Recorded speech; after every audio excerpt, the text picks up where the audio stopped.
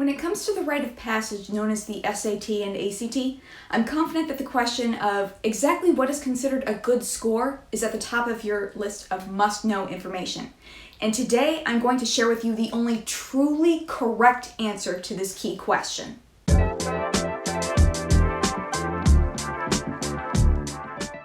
Hey, my name is Celina. I've tutored dozens of SAT and ACT students like yourself over the last 7 years. Now, of course, I love seeing their scores increase under my guidance, but their massive boost in confidence and independence is the best part. But back to the topic at hand. There is so much misinformation and so many conflicting opinions out there about what is considered a quote-unquote good score on the SAT and ACT. And if these are what's being thrown at you, then it's very easy to find yourself drowning.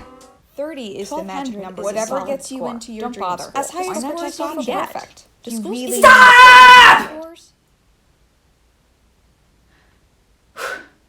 Okay, let's try this again. Before I reveal to you how you know what a good score is, I need you to promise yourself that you will remember the following truth. There is no single cut and dry number or range that constitutes a good score for everyone. Public service announcement, run away. I repeat, run away from anyone who tries to tell you otherwise. And now I'm sure you're asking how you're supposed to hunt down this magic number or range if there's no one correct answer. The secret? There are 2 key traits of anyone's good score that you should consider when finding it for yourself. Trait number 1. A good score will land you in or above your target school's mid-50 SAT-ACT ranges. Right. And what is a mid-50 range? Great question. Nearly all U.S. colleges provide stats for their incoming freshman classes on their websites, and among these stats is a range of scores for the SAT-ACT. The mid-50 range is the score window between the 25th percentile and the 75th percentile. Another important number is the median, which is identical to the 50th percentile score. Before I go further, 2 big disclaimers. Number 1, the minimum score of this window, the 25th percentile, is just that, a minimum. To be truly competitive, you'll likely need to aim higher than the minimum. Think median and above. Number 2, the SAT-ACT is only one of many pieces of your college application. Even landing entirely above the mid-50 range won't get you that acceptance letter if the rest of your application is And now I'm going to call on 2 fictional students to demonstrate how you should use this information to start mapping out your test prep battle plan. Meet Ainsley. One of her top college choices is ABC University. Her ABC stats research shows that the SAT mid-50 range is 1090 to 1370, and the median SAT score is 1230. Ainsley's baseline SAT score of 1200 is firmly in the mid-50 range and just under the median, so getting that extra edge by landing above the median for ABC will likely not be overly difficult. Now, let's meet Jackson, who has JKL University at the top of his list. His JKL stats research shows that the ACT mid-50 range is 31 to 34, and the median ACT score is 32.5. However, because Jackson's baseline ACT score of 25 is substantially lower than the bottom of the mid-50 range, he'll have some work to do if he wants this part of his application to be competitive for JKL. Having information on your target school's mid-50 ranges and medians will give you an initial idea of the time and energy you'll need to devote to SAT-ACT prep if you want to truly be a competitive applicant. Trait number 2. A good score will make you competitive for scholarships. Let's face it, college is freaking expensive. Let me give you an idea of just how ridiculous the cost increase has been since yours truly started her own college career. At a certain college in 2003, the cost of tuition was roughly $28,000.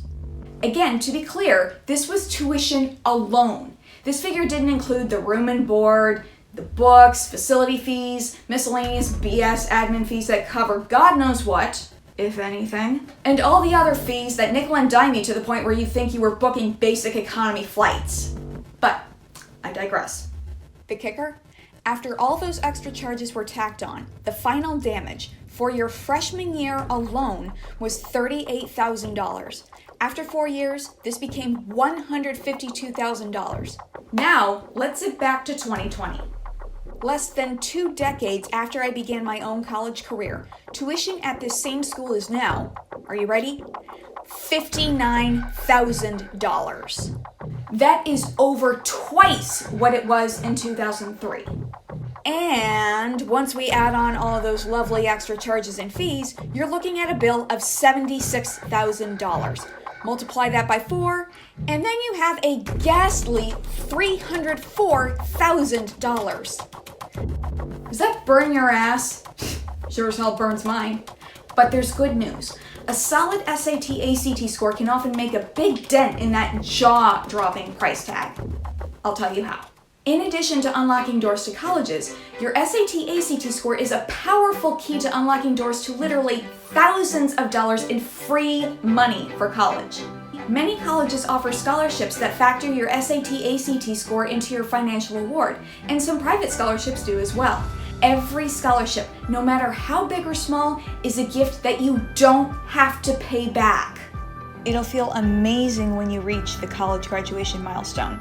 But that amazement will spike tenfold if you get there with minimal or even zero debt because you took the time in high school to pull in as much scholarship money as you could.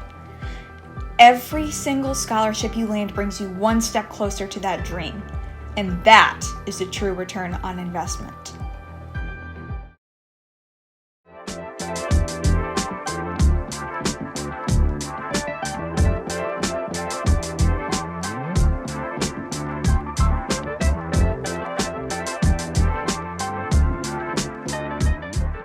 Remember, no two high schoolers' good scores will be identical, but the traits that define them will always be their common ground.